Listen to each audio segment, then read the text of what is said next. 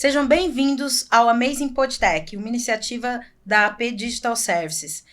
Prepare-se para se inspirar em conversas estimulantes com especialistas do mercado, profissionais de várias indústrias. Vamos discutir como tecnologia está transformando práticas e estratégias. Eu sou Luciana Miranda, sou host desse podcast. Estou com o Cristiano ao meu lado, que também é host do podcast. Pessoal, estamos prontos aqui para equipar você. Seja uma pessoa experiente no digital ou só um curioso buscando conhecimento, vamos te trazer muitos insights que podem revolucionar toda a sua abordagem estratégica com a tecnologia. É isso aí, vamos começar.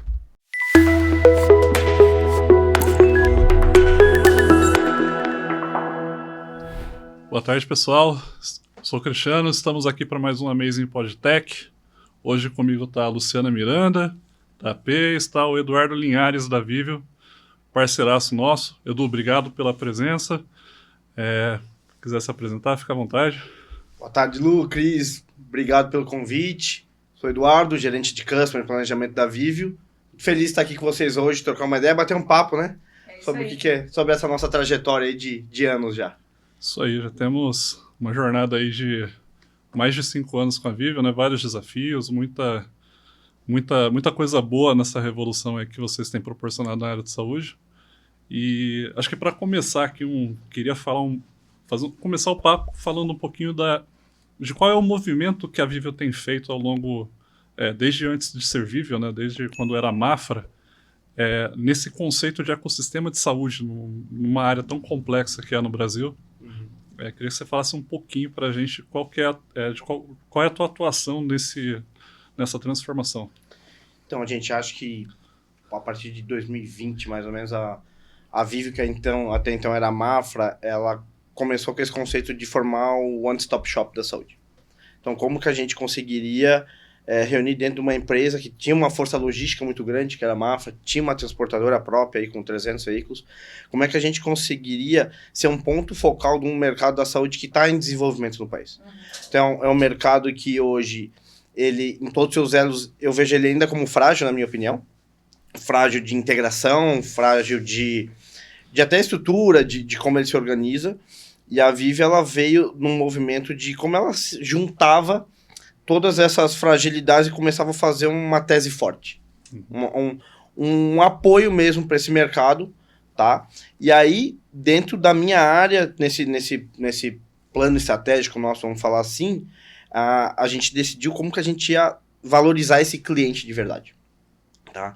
Então foi daí que a gente decidiu tirar do papel, tirar da missão, visão e valor, qualquer empresa tem isso, como é que a gente ia fazer na prática isso. Então foi daí que a gente começou a pensar no cliente, a pensar em transformação, a pensar em como que a gente ia traduzir tudo isso numa maneira prática e efetiva. E aí que a gente começou toda essa história. Legal, Edu. E seu desafio dentro disso é um dos maiores da empresa, né? Porque você cuida do cliente, a sua área é específica em cuidar do cliente, é o Customer Care. Conta pra gente um pouquinho dentro de tudo isso, como é que tá nesse dia a dia, e você tá sendo puxado demais? Conta pra gente aí. Não, gente, assim, o cliente, ele é o motor da empresa, não adianta, né? Então, ele é o que traciona a empresa. O meu desafio foi como entender esse cliente. Eu não conhecia esse cliente. Então, eu não conhecia as fragilidades dele, eu não conhecia as dores dele. O que eu poderia fazer para mudar ele. Então, esse contexto fez, Lu, com que a gente fosse até ele, de uma maneira definitiva, pensando o que eu poderia fazer. Se era a inteligência artificial, se era o bot, se era qual que era a dor dele. E nessa primeira onda nossa, que foi lá entre 19 e 20, onde o mundo já era outro, já aconteceu de tudo e nós estamos aqui de novo, a dor do nosso cliente era o simples. A dor do meu cliente, ele não estava esperando nenhuma extravagância tecnológica minha. Ele não estava esperando ser, talvez, automaticamente 100% atendido. O problema dele é o seguinte, ele não tinha acesso a uma nota fiscal. Ele não conseguia ter um boleto. Ou quando ele conseguia, ele precisava falar com 5 pessoas, esperava 3 dias. E o e-mail, corporativamente, hoje eu acho que é uma das ferramentas mais mal usadas que tem. Né? Ele virou muito uma procrastinação do trabalho muito grande e tal. Então, a gente foi pra rua para conhecer esse cliente. Então, aí o meu papel nisso tudo foi o seguinte, foi conectar qual que era a dor desse cliente, qual era a fragilidade da nossa empresa como a gente resolvia isso e como no futuro, com essa integração de empresas, né, fazer um parênteses aqui, a Viveo comprou 20 empresas, como que a gente traz isso minimamente para uma sinergia parecida a todas essas empresas. Então, evidentemente, você perguntou se está puxado, eu acho que sempre vai ser puxado. Sempre vai ser puxado. Uma empresa que fatura 5 mil notas por dia, ela tem, por mais que a gente tenha 99% de eficiência, 1% disso dá muito assunto, tá? Mas eu acho que foi muito esse contexto, tá, Lu? Da gente ir escutar ele, entender o que ele queria, e para minha surpresa, era muito simples, tá? Era muito simples, então é porque a gente nunca tinha se dado ao trabalho de falar com eles. De falar com eles. E aí iniciar toda essa jornada, e agora sim, cada vez é mais, né? Que o simples daquele dia já não é mais o simples de hoje, né? O mundo tá avançando muito rápido, né, Edu? Você falou, isso era 2020, o mundo já é outro, você usou bem o termo. 4 anos que se passam aí, parecem décadas hoje em dia, e o seu cliente também evolui, né? Então, agora que você deu o simples para ele, você vê que ele tá aumentando cada vez mais essa puxada, querendo cada vez mais coisas, porque a gente dá uma coisinha amanhã... E assim, essa tese de juntar e fazer ecossistema não foi só da Viveo. Os meus clientes também estão nesse movimento. Tá. Então a gente está lendo notícias aí de hospitais até então concorrentes se unindo para formar uma marca única, para ter uma melhor negociação. A gente tem grandes redes comprando, então a gente tem muito M&A nesse mercado. O que a gente está vendo? Até é um jeito do mercado se fortalecer e tudo mais, né? Então o que acontece? Eles começam a também ficar um pouco mais complexos e também tem um pouco mais de necessidades mais complexas. Então, se antes a minha solução foi dar um portal onde ele clicava e baixava a nota fiscal, hoje a complexidade dele é o seguinte, ele também está se aprimorando. Eduardo, como você vai e me dá essa nota dentro do meu sistema? Como é que a gente se integra? Que eu acho que é um dos gaps da nossa cadeia da saúde. Entendi. A gente ainda é pouco integrado. Então, eu ainda vejo, eu vou colocar a Viveo como meio dessa cadeia. Então, a gente tem uma cadeia de transporte e fornecimento, a gente tem a Viveo que faz esse papel de dealer, a gente tem o cliente. Nós estamos tentando, e o hospital está começando a nos puxar também para como a gente começa a conectar isso.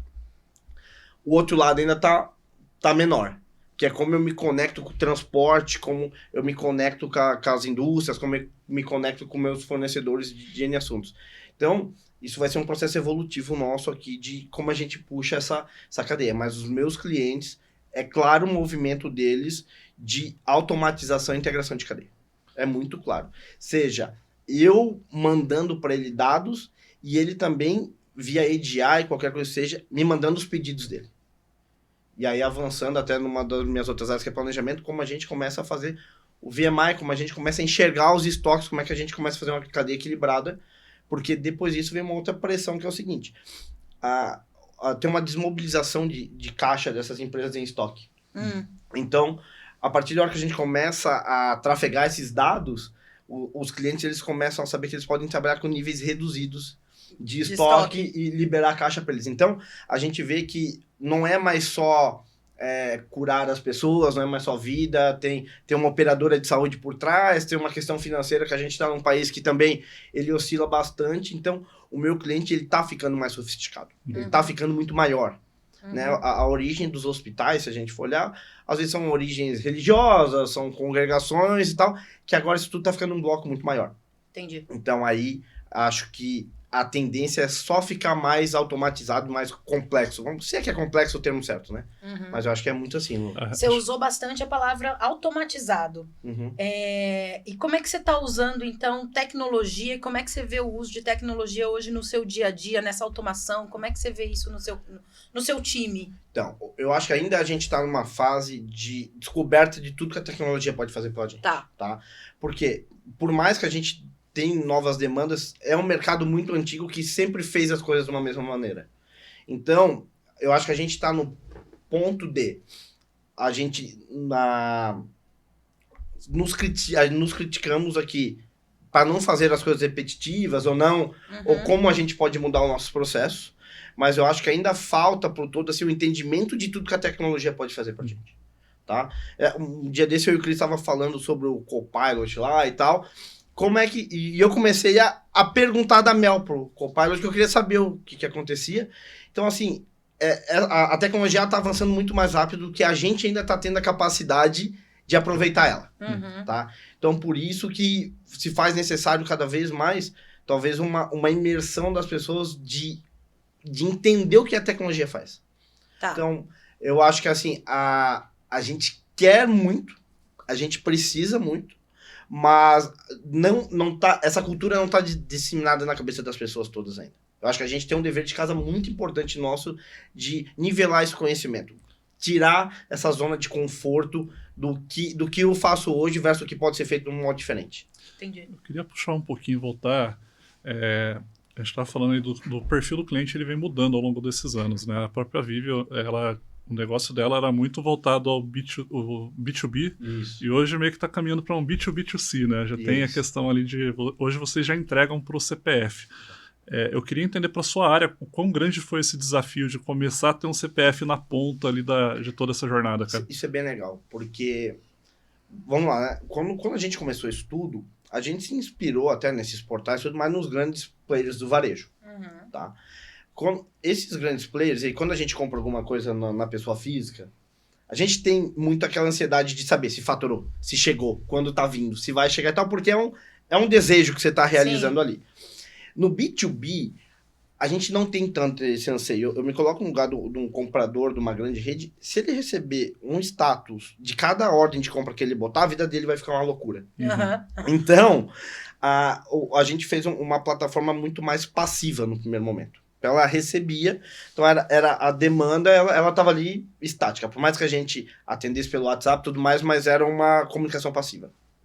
A partir da hora que a gente começou a trabalhar com operadoras de saúde, então, como funciona isso? A operadora, o paciente está em home care, a operadora dá autorização, lá dá o token dela, liberando que a gente entregue o medicamento na casa desse paciente.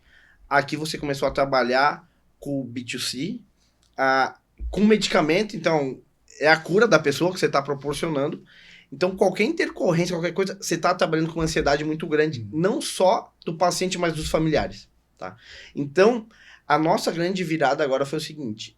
como a gente pega essa base toda que é mais passiva e torna ela ativa. Como eu consigo chegar e como é que eu começo a gerenciar a expectativa desse cliente. Tá? Então, eu acho que é a nossa onda de desenvolvimento agora. Vou dar um exemplo simples. É como quando eu estou faturando medicamento, antes de eu embarcar, eu mando um WhatsApp para confirmar o endereço, para confirmar o horário. Porque o índice de no-show, né, de entrega com ocorrência é muito alto na pessoa física. Porque muito medicamento você não pode deixar em portaria, você tem... verdade. Você tem algumas coisas até... As pessoas, às vezes, não querem que outros saibam que ela está sendo tratada. Então, é um pouco mais sensível do que você entregar uma camisa, por exemplo, né? E muitos desses medicamentos não são refrigerados, então você tem um controle térmico que você não pode deixar ele a muito tempo exposto. Então, a gente está fazendo uma virada agora para tracionar e ser mais ativo na comunicação. Ser preciso e cuidar com o gerenciamento de expectativa. Que é o seguinte, por exemplo, se eu tiver algum problema, eu vou ter algum problema, o nosso bot vai no dia 1 e diz para a pessoa, já sabemos, identificamos que o seu medicamento ainda não chegou, já faremos contato com você. Para tirar um pouco dessa angústia.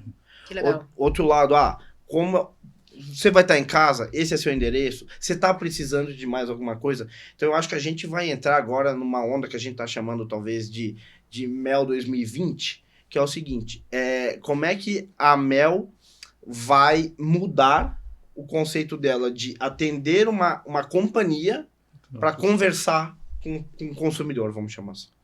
Edu, legal, só fazer um gancho aqui, Cris, porque quem está assistindo a gente ou ouvindo a gente pode não saber quem é a Mel. Legal.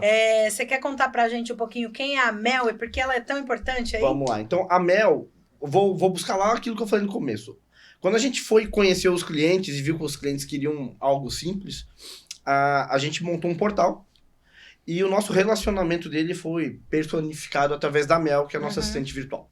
Então, a Mel hoje, ela representa o rosto da Vivio para os nossos clientes, tá? Então, ela é um avatar, não gosto de chamar de avatar, porque ela já faz muito parte do nosso contexto, mas ela personifica o nosso atendimento, tá? Então, quando a gente fala Mel, fala portal da Mel, tudo, nada mais é que o começo da nossa transformação de atendimento ao cliente e todo o guarda-chuva que ela suporta. não seja a nossa gestão de processos, que eu acho que ela proporcionou uma mudança de processo muito grande dentro do guarda-chuva dela, seja as pessoas que estão por trás dela, porque a gente tem um conceito com o atendimento, ele vai ser do jeito que o cliente quiser. Então, se ele quiser falar com alguma pessoa, essa pessoa vai estar lá. Então, ele pode entrar via bot, mas ele pode sair do bot já no minuto 1, vamos falar assim. Porque se ele quiser ser tratado por um humano, ele vai ser tratado. Se ele quiser com o bot, ele vai trabalhar com o bot. Mas então a Mel, ela é a assistente virtual que coordena toda essa nossa experiência do cliente dentro da Vivio, tá? Legal, agora todo mundo pode ficar íntimo da Mel. Aí. É isso. Eu queria voltar um pouquinho, acho que quando a gente fala dessa mudança de perfil, que entra uma pessoa física na ponta, recentemente acho que a gente até falou um pouco disso, né? O quão crítico é esse acompanhamento do pedido do cliente, né? E aí eu sei que tem uma iniciativa na Vivio com a questão ali do last mile, né? A última milha da entrega. Isso. O quão crítico você está enxergando isso hoje? Olha, a criticidade disso a primeira coisa é o prazo, é o nível de serviço que a Vivio se propõe a fazer. Então, a gente se propõe a fazer 70% das entregas em 24 horas. Então, aqui você começa a ter o relógio muito pressionando os seus processos. Então, você não pode ter um processo de captura de pedido demorado. Você não pode ter um processo de liberação e de gestão de pedidos muito demorado. Você tem que ter uma operação logística muito encaixada. Ainda mais num país que é extremamente rodoviário igual o nosso, né? Então, a criticidade disso está sendo assim, gerenciar a expectativa. Porque aí eu volto de novo àquilo que eu falei das empresas trabalharem com menos estoque, da cadeia ela ficar mais baixa.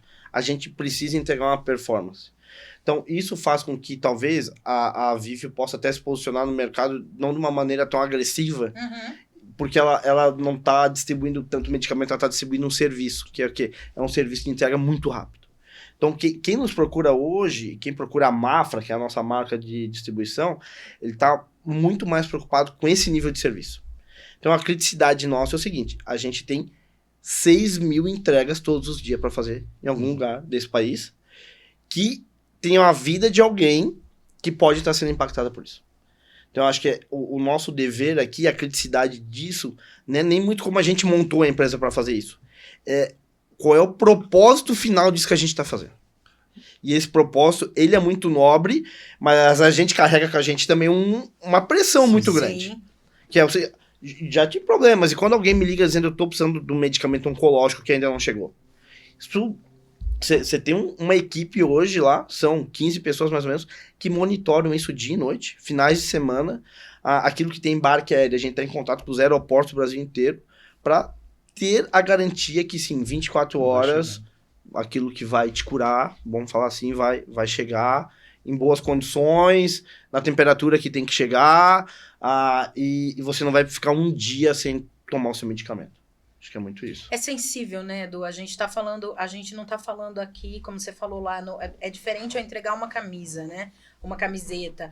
A gente tá falando de um momento em que, inclusive, a ansiedade tá grande de ambos os lados, né? A pessoa tá doente, ou a pessoa tá passando por algum momento frágil da vida dela em que você tá ali no meio dessa cadeia toda. Então, aqui a gente não tá falando de um cliente, a gente tá falando de um paciente. E isso muda completamente a visão do todo. Quando a gente fala de logística, a gente fala de compras, a gente fala de estoque, inclusive, porque imagina... A gente fala, sabe, porque a gente fala de empatia. A gente vai falar muito de empatia. Por isso que a Mel, ela vem talvez, e esse movimento nosso agora, é como a gente faz que a Mel transporte essa empatia nossa pelo assunto do paciente, quem quer que seja, e que ela consiga minimamente fazer com que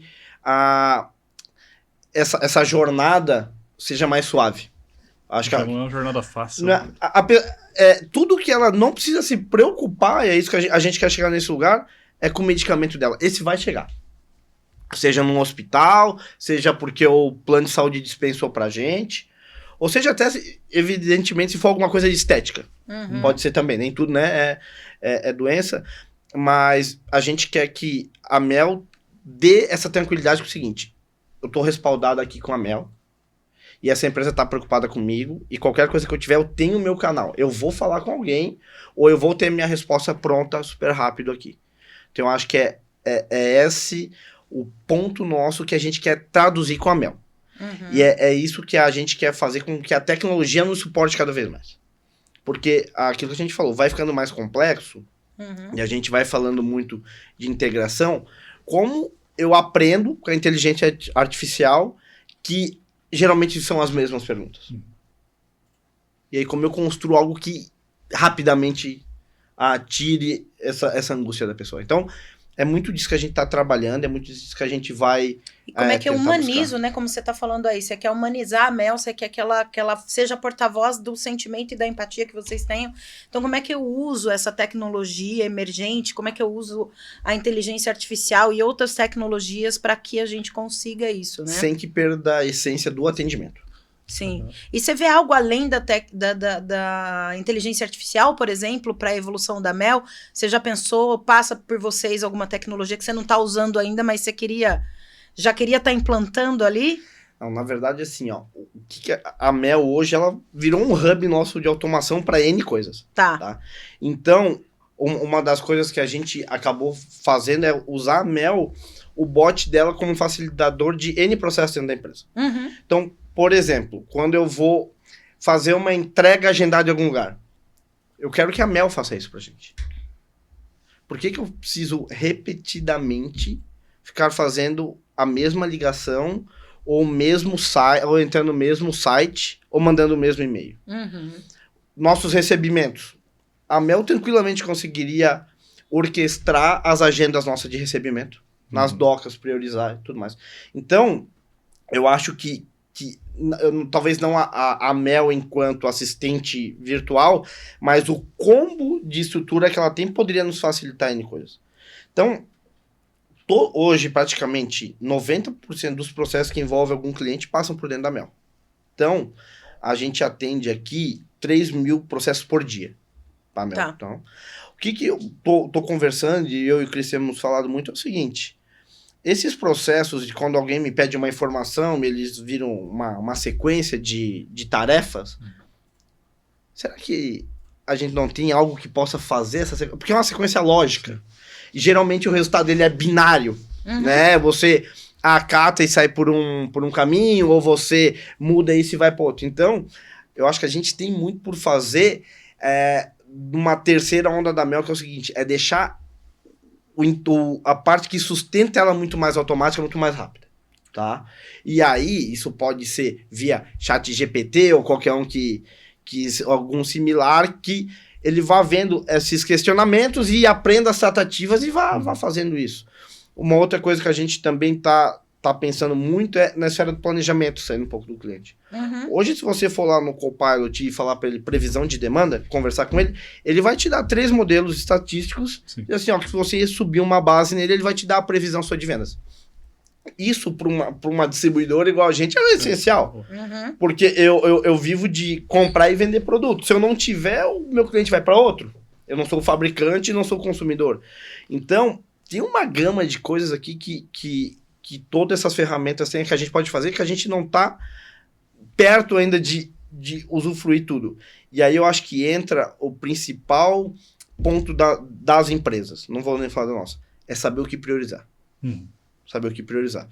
A demanda por tecnologia dentro da Vivo e qualquer empresa é muito alta, tanto é que você sempre vai escutar, minha TI, eu tenho...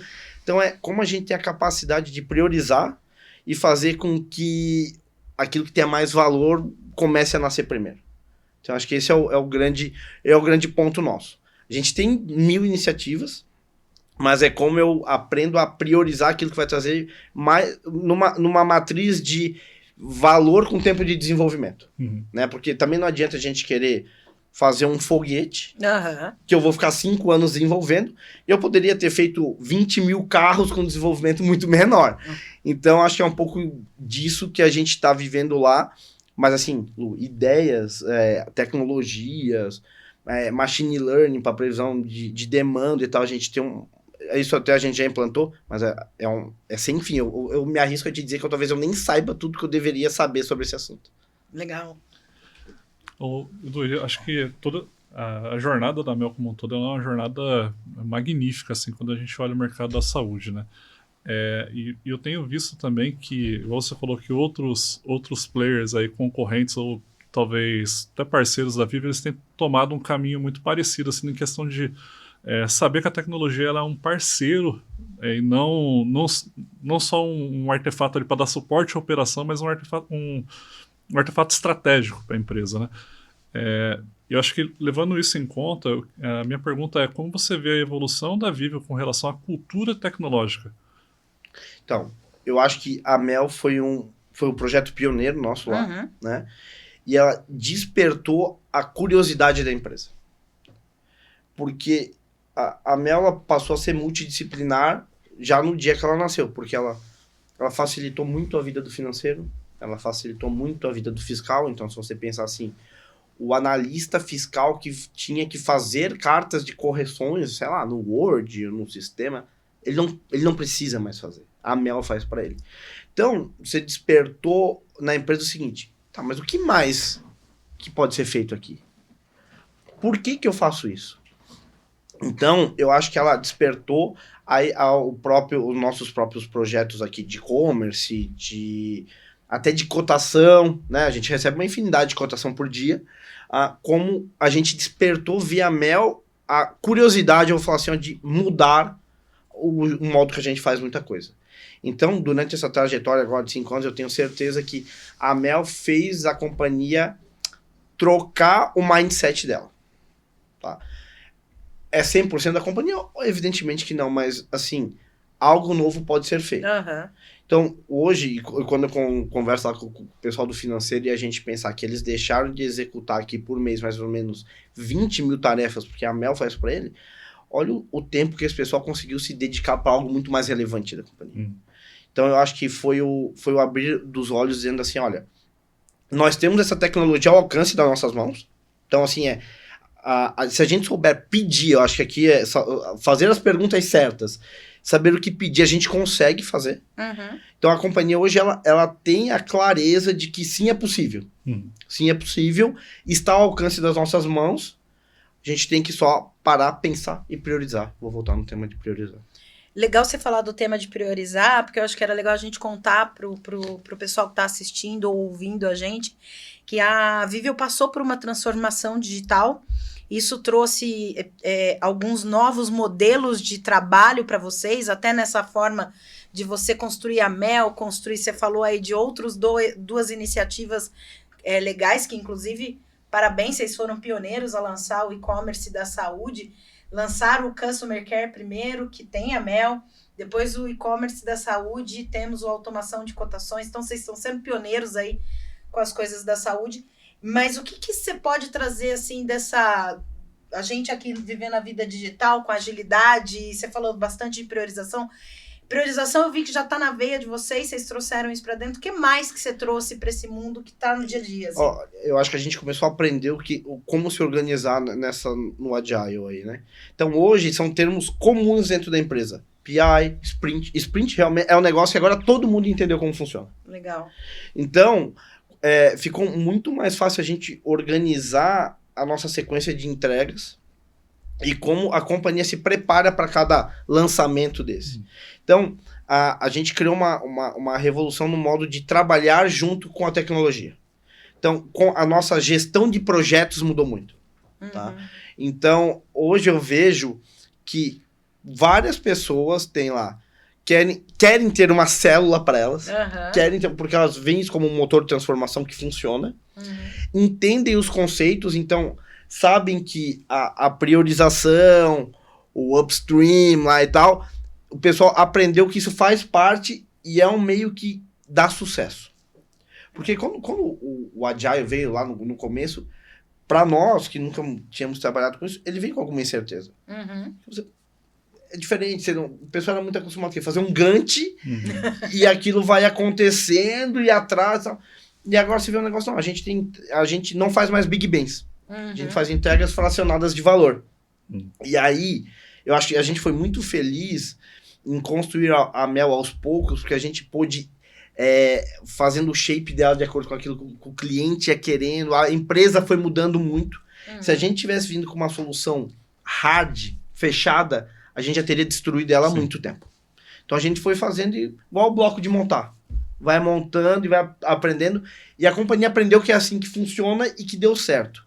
Então hoje, como algumas pessoas me parecem, na próxima sprint, será que a gente não pode fazer isso daqui? Então eles já sabem que não vai ser um Big Bang, não vai ser um projeto gigantesco. Vão ser entregas de valor que vão se somando. E hoje, quando você olha para trás, a gente começou com 2.000 protocolos por mês, a gente tá com 3.000 por dia. E a gente começou com um menu de, 5 funcionalidades, hoje, deve ter umas 30 lá dentro.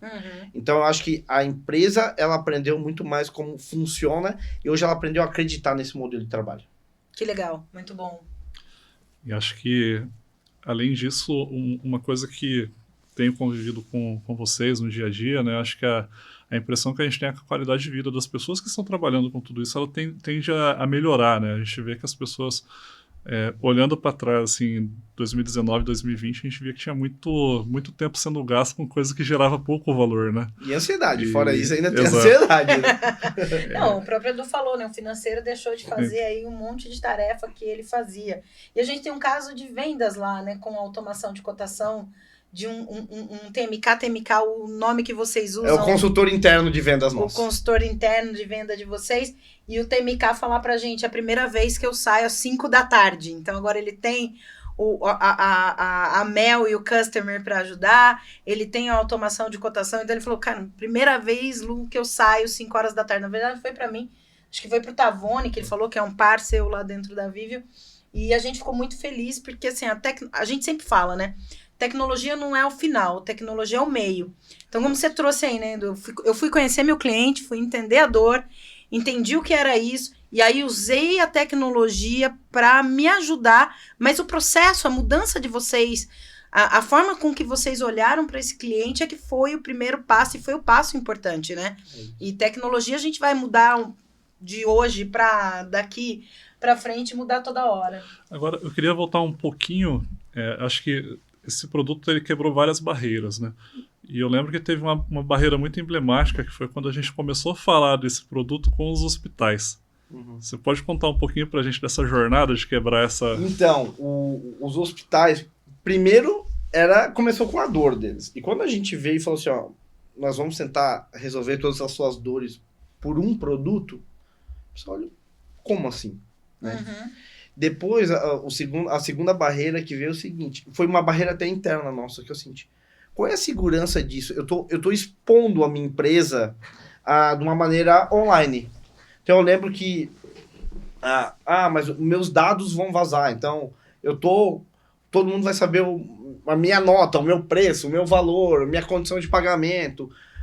Então, essa barreira foi muito assim, ó, de venda mesmo. Assim, ó, vamos testar o que faz sentido para você. Eu fui lá, mostra o produto. Poxa, legal, funciona, mas aí... mas eu sou uma rede, tô ficando muito grande, como é que eu faço? Aí a gente volta, muda o produto, né, Cris? Faz com que ele tenha abrangência por uma rede, não mais por uma unidade, por um CNPJ. Aí você tira essa barreira, aí a próxima barreira foi, não, mas é bom, mas eu quero saber o status da minha compra. Não, então peraí, vamos voltar, a gente faz um módulo aqui de follow-up, de acompanhamento e tal. Não, beleza. Então funciona. Aí a gente entra num outro, que não é uma barreira, gente, mas é bom e ruim. Então é o seguinte, se a Mel saiu do ar, acho que 2 vezes em 5 anos. O dia que a Mel saiu do ar, um dos maiores laboratórios do Brasil me ligou e falou, eu tô com meu recebimento parado. Olha isso. Porque como a gente tem aquele menu de nota fiscal, boleto XML, ele importa aquilo num pacote e resolve a vida dele. Então, a barreira da confiança foi a primeira, né? Depois de acostumar as pessoas a terem isso na mão, porque a cultura do e-mail era muito forte, então como é que a gente diz, olha, é mais rápido, é mais fácil, tá a sua vida toda aqui. E depois a gente entrou num canal de interdependência, que é muito legal. Assim, a gente não imaginava tudo isso quando a gente fez lá atrás, mas porém vem a responsabilidade muito grande agora. Agora, assim, é um produto que faz parte das nossas vidas, e os clientes que a gente já alcançou essa maturidade, faz parte da vida deles também. Então, hoje, Eu estava recentemente em Porto Alegre com um cliente, ele veio me questionar por que, que a ferramenta não podia ser assim, assim, assado, porque ele quer mudar a ferramenta para ele. Então, a gente conseguiu isso. Mas ainda tem muito caminho a percorrer, tem muita gente ainda que quer trabalhar diferente, que não confia, que acha que pode ter uma exposição e tal. Então, aí, aos poucos, é que a gente vai fazendo pequenos vídeos, tutoriais, ensinando o que a Mel faz, como ela é segura, como se cadastrar. Aí, não, mas, poxa vida, Eduardo, se eu tiver um colaborador meu desligado, ele vai ter acesso, ele pode... Não, aqui, ó, nós criamos que o próprio cliente nosso pode ter uma senha de administrador e ele pode gerenciar quem do time dele tem acesso. Então, assim, a gente foi construindo muita coisa, escutando o cliente para derrubar a barreira. Que não era uma barreira, são aversões, são medos, é o novo. Quando o novo chega, ele sempre vem com alguma desconfiança. É isso, né?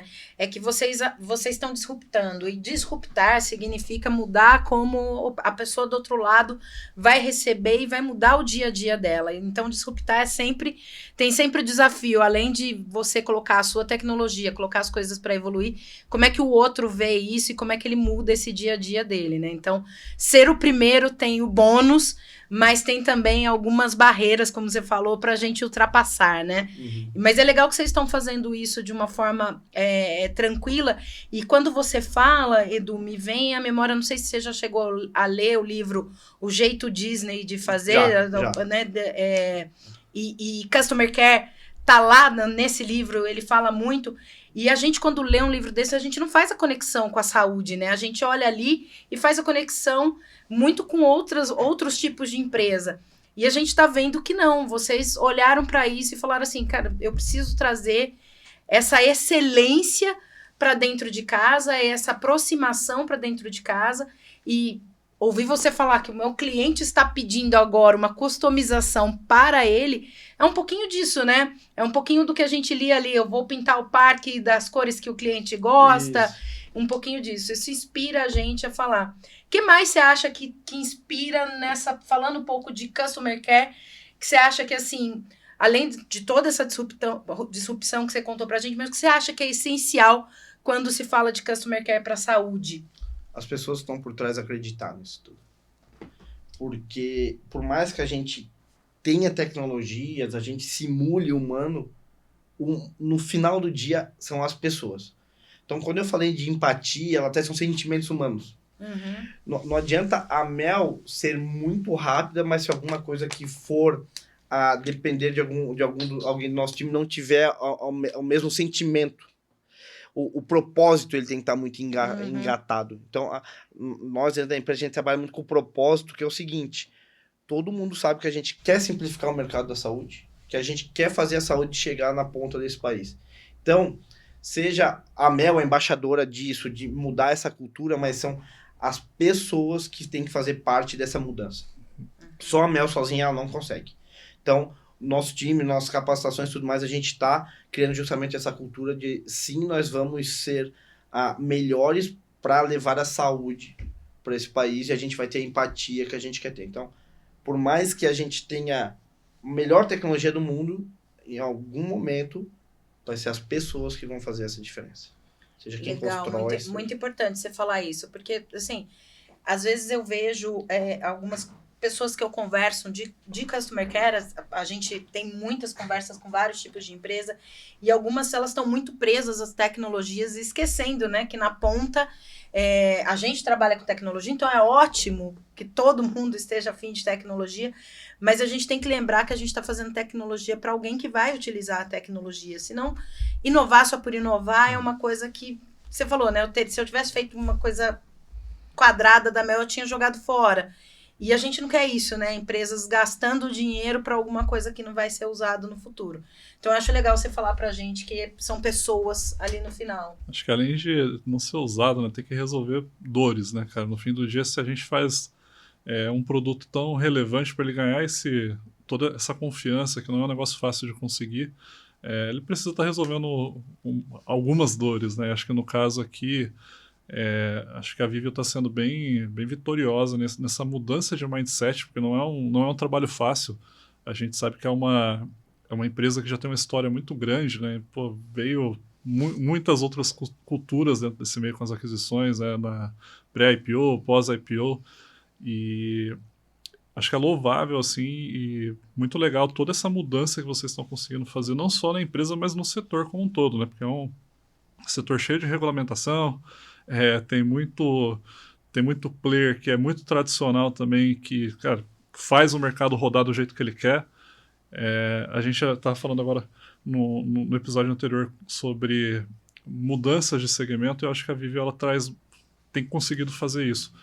E acho que a última pergunta que eu ia fazer, como que você enxerga essa mudança, não só de empresa, mas do mercado para os próximos anos?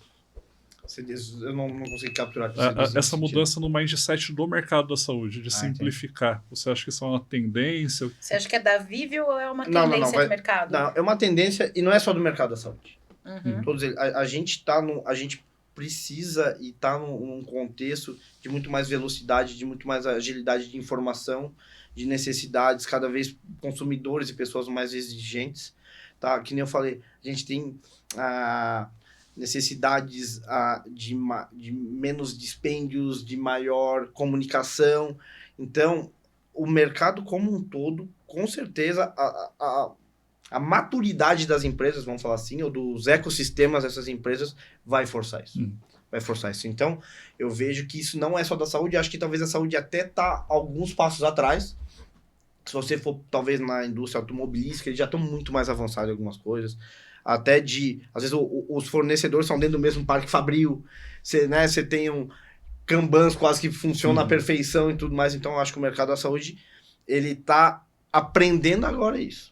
E deve ter alguns outros que ainda não estão, que vão também chegar, e a gente ainda está no dever nosso de como a gente sensibiliza toda a nossa cadeia. Tá? Então, eu acho que é muito esse ponto, mas não é nem que a gente está sendo pioneiro no mercado, nem outro. É a maturidade dos negócios. Então, umas empresas já estão mais avançadas, até porque vêm de fora. Nós, como uma empresa e um mercado muito brasileiro, nosso mercado é muito local. Concorda? As indústrias, tudo bem, são multinacionais e tudo mais, mas aqui do transporte até a distribuição até o cliente é genuinamente brasileiro, do modo que a gente faz.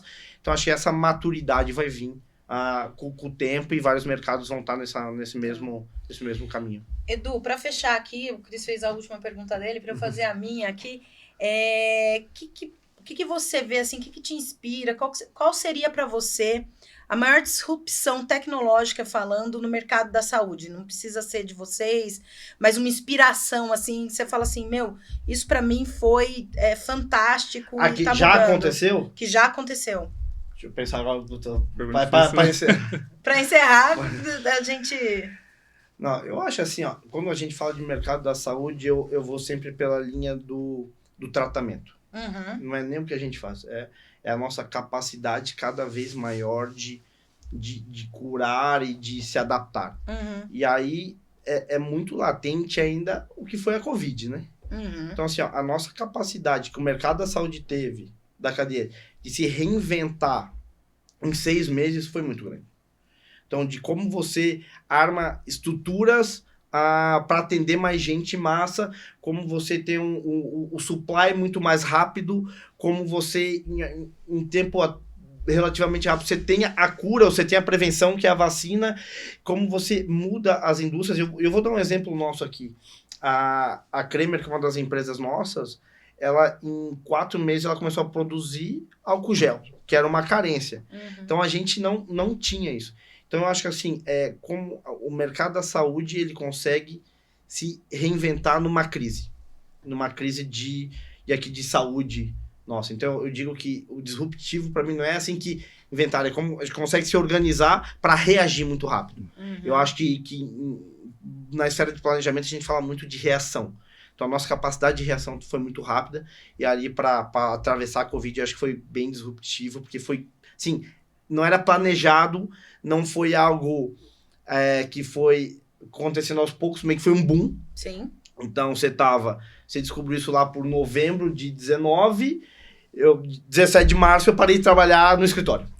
Então, em 3 meses, você viu que mudou muita coisa. Você falou da Covid, eu lembrei de um caso que foi muito emblemático, foi a questão das máscaras, né? Que teve uma adaptação da logística ali. Acho que a Viveo ela ficou muito destacada nessa situação da Covid por conta da velocidade com que ela conseguiu sair da cadeia tradicional de fornecimento de máscara e buscar um caminho alternativo para não desabastecer o mercado. Eu acho que a Covid ela obrigou não só a saúde, como várias indústrias a mudarem a sua mentalidade, a sua forma de fazer coisas, né? Então, a gente viu um boom de transformação digital, a gente viu um boom de busca por como é que usava a tecnologia para melhorar a vida das pessoas e como é que a gente melhorava muito mais do que só a tecnologia ou digital, processos, né?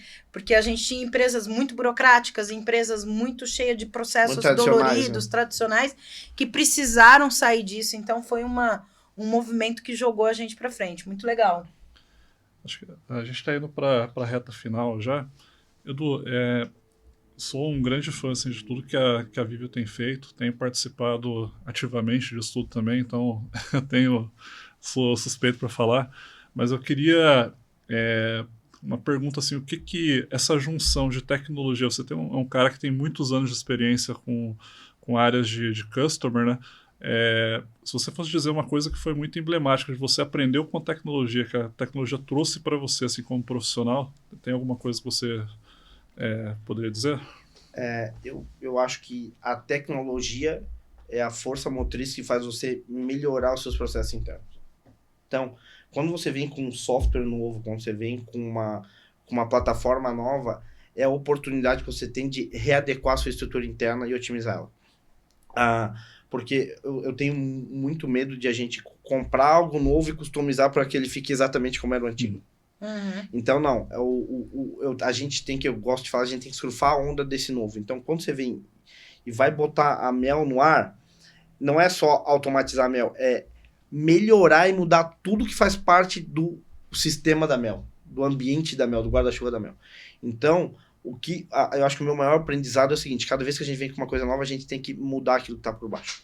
Então a gente tem que usar essa tecnologia nova como a força da transformação da estrutura interna. Uhum. Eu acho que isso é o grande aprendizado, eu acho que é o grande legado que eu quero deixar, é o seguinte, cada vez que a gente vem com alguma coisa nova e que a gente tem uma ideia que a gente sabe o que a gente está fazendo, isso tem que ser a força motriz que vai revolucionar os processos, o modo que a gente faz as coisas.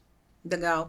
Edu, queria te agradecer demais a participação aqui, você ter se disponibilizado em conversar com a gente, dar esse banho de aprendizado sobre Customer Care para os nossos ouvintes, para as pessoas que nos seguem. Você quer deixar aqui qual é seu LinkedIn, deixar contato para que as pessoas possam falar com você?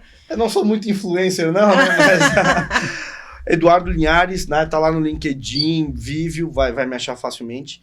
Queria agradecer vocês também pela oportunidade, acho que é uma parceria aqui de 5 anos, já aconteceu de tudo para quem tá assistindo, assim, ó, já teve alto, já teve baixo, teve uma pandemia, a gente começou fazendo no escritório, acabamos a Mel de casa, uma curiosidade que eu conto para quem sabe, mas assim, como a gente tava de casa, a gente tinha que testar a Mel, e a gente tava testando a Mel num sábado à tarde, eu e o Daniel, não sei, pelo prazo, provavelmente, quem homologou toda a parte de protocolos da Mel foi a minha mãe.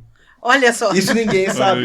Mas eu tava trabalhando um sábado à tarde, fui a Santa Catarina, porque não tinha o que fazer em São Paulo, tava trancado dentro de casa.